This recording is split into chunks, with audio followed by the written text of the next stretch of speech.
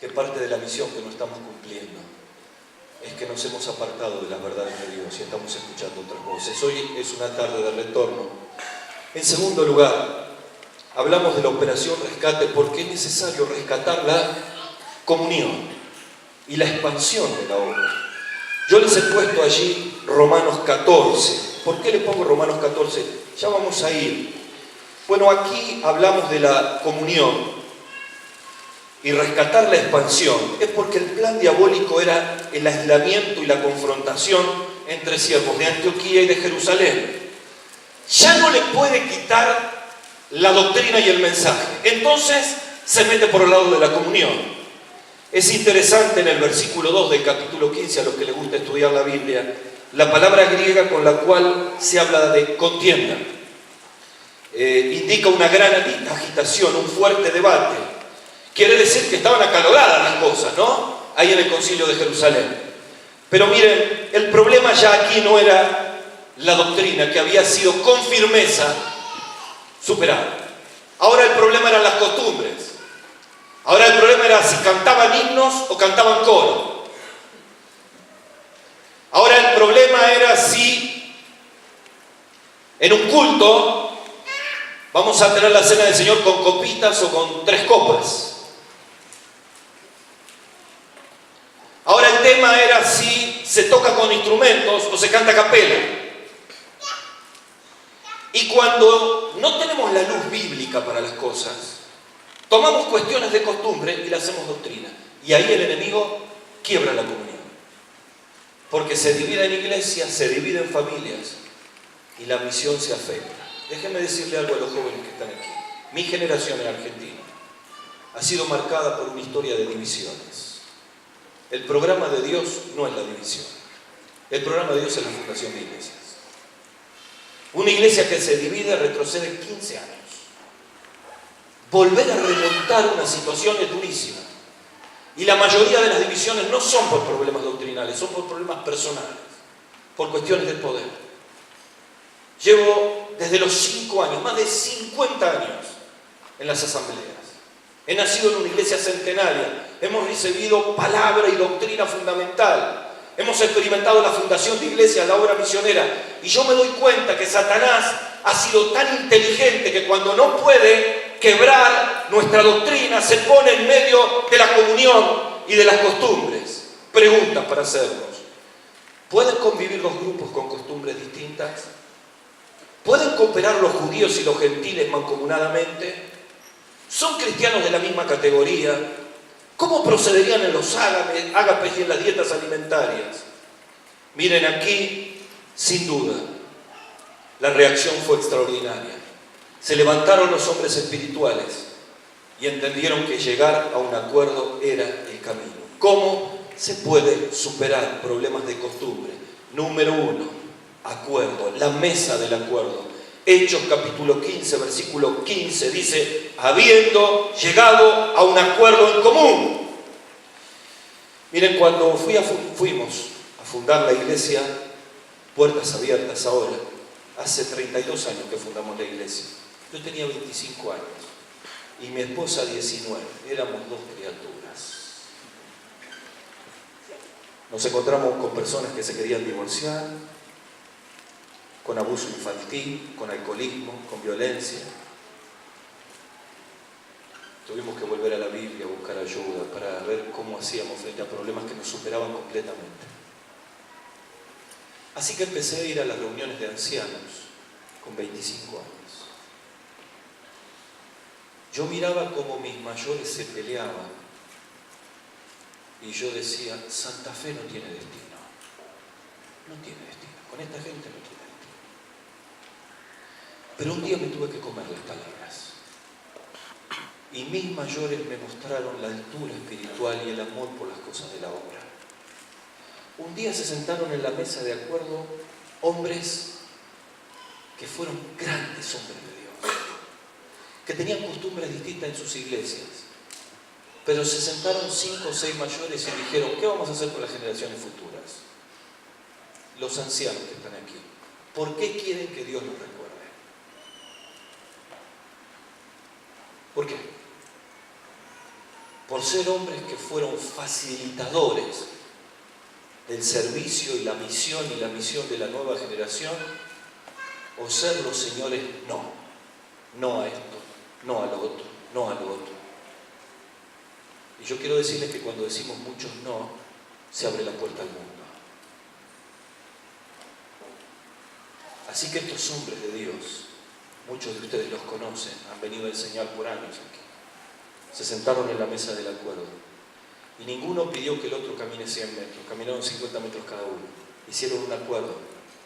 Comenzaron los congresos regionales misioneros de Santa Fe y después del Cono Sur. Comenzó todo un movimiento de fundación de iglesia. Muchos de ustedes han ido a esos congresos. Se tomó el concepto de que en cada pueblo tenía que haber una iglesia. Se cambió la mentalidad y la estrategia. Se empezaron a sumar recursos de una iglesia a la otra. Participamos de fundación de iglesia con recursos diferentes. Pero hubo hombres espirituales que en un momento dijeron: necesitamos ir a la mesa del acuerdo. Yo sé que acá hay un montón de hombres espirituales.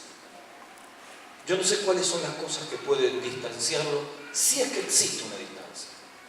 Pero quiero decirle que los hombres que son espirituales se sientan en la mesa del acuerdo, sin apetencias personales, sin cuestiones de paladar, con un profundo temor de Dios y amor a la palabra, pero con una gran convicción de que las decisiones que tomemos hoy afectan a la próxima generación. Pasaron más de 32 años, soy yo el que me tengo que sentar ahora en la mesa del acuerdo y ver qué va a pasar con la generación que viene atrás. Y a los jóvenes que están aquí les digo lo mismo. Cuando hablamos de cuestiones de estrategia, de costumbre, hay que sentarse en la mesa del acuerdo, porque lo repito una vez más, una sola iglesia no puede alcanzar una ciudad. Un grupo de iglesias no puede alcanzar una nación. Dios ha permitido que haya diferentes iglesias con diferentes matices, con diferentes colores, con la misma doctrina, que abren las puertas a diferentes personas de diferentes culturas, en diferentes lugares. Y entonces, como el apóstol Pablo, hacemos todo esto ¿para qué? Para ganar a mayor número. Porque, mis queridos, el tiempo que resta es tan poco, y el apóstol Pedro nos dice claramente: no vivan el tiempo que resta conforme a nuestros deseos, sino conforme a la voluntad de Dios. ¿Qué más hicieron para rescatar la comunión? Aparte de la mesa del acuerdo, hicieron un concepto de mutua edificación. Dice el apóstol Pablo, no puedo leer todo el capítulo 14 de Romanos, léanlo, hay principios de ética extraordinarios allí, pero solo en el versículo 19 dice: así que procuremos lo que contribuye a la paz y a la mutua edificación. Déjenme hablarle o decirle 5 preguntas prácticas para sentarnos a la mesa del acuerdo y llegar a la mutua edificación. Lo voy a leer detenidamente por si quieren anotar. Número 1. Estoy plenamente convencido de lo que quiero proponer, que es la voluntad de Dios. Estoy plenamente convencido. Romanos 14, del 1 al 5. Pregunta número 2. ¿Hago esto para el Señor o tengo otra motivación? ¿Hago esto para el Señor o tengo otra motivación? Romanos 14, del 6 al 9. Pregunta 3. ¿Esto que quiero proponer pasará la prueba del tribunal de Cristo? ¿Pasará la prueba del tribunal de Cristo? Romanos 14, del 10 al 12. ¿Esto que quiero hacer es causa de tropiezo para alguna? ¿Es causa de tropiezo? Romanos 14, del 13 al 21. Última pregunta. Cuando voy a la mesa del acuerdo, ¿agrado a otros o busco agradarme a mí mismo? Miren, necesitamos entender que es un tiempo donde la comunión es fundamental. Y esto me lleva una vez más a pensar quiénes de los que estamos aquí no nos hemos sentado en la mesa del acuerdo que el Espíritu nos ha llevado. Porque no solamente hay mesa del acuerdo en la interrelación de las iglesias, hay mesa del acuerdo en la misma iglesia.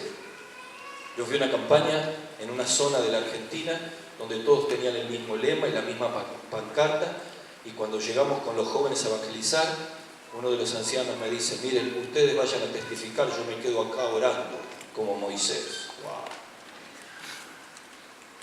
Lo que después me enteré es que tenía problemas con toda la gente del barrio. Cuando estábamos en la cena del Señor, se paraba un anciano y prendía los ventiladores. Se paraba el otro y ¿qué hacía? Los apagaba. Se paraba uno y le decía cosas a la persona que la tendría que decir personalmente, según Mateo capítulo 18, y la decía en un lugar totalmente fuera del lugar que es la cena del Señor, que es para adorar al Señor. Se paraba el otro y decía, yo pregunto, ¿puede Dios bendecir cuando no se sientan en una mesa del acuerdo? ¿Saben que Dios bendijo igual? Porque la palabra tiene poder por sí misma. En personas que se convirtieron y después se bautizaron. Las encontré mucho tiempo después. Pero eso es poner la iglesia en el frente. Hay líderes acá que se tienen que sentar en la mesa del acuerdo, jóvenes que están aquí. ¿Están ustedes con diferencias y enfrentados con compañeros de milicia, con algún pastor, con algún anciano? Se tienen que sentar en la mesa del acuerdo. Hay esposos aquí que necesitan sentarse en la mesa del acuerdo. A veces hay que hacer una mesa del acuerdo en casa. A veces la mesa del acuerdo lleva a las cuestiones de convivencia, a las cuestiones de comunicación, a los principios de la Biblia. A veces nos llevamos mal, nos agredimos, nos reclamamos, tenemos raíces de amargura, y dice el autor a los Hebreos, mire que ninguno deje de alcanzar la gracia de Dios, que la marcha que viene haciendo cada vez es más lenta, no sea que brotando una raíz de amargura, o se estorbe y contamine a otros, brota, estorba y contamina. ¿Hay alguien así en esta hora? Toda una conferencia hablando del cuerpo de Cristo y de la comunión. Y yo voy a seguir enfrentado con mi padre y no voy a hacer nada. Voy a seguir enfrentado con mi compañero de milicia y no voy a obedecer a Cristo en la mesa del acuerdo. Puede ser la mesa de una cocina, puede ser un café pastoral, puede ser un encuentro de oración. Siempre hay una mesa del acuerdo. Señor, danos humildad en esta noche para que se levanten decenas de mesas del acuerdo y la comunión en Cristo pueda ser una bendición. Hablamos de rescate de la misión, rescatando la doctrina.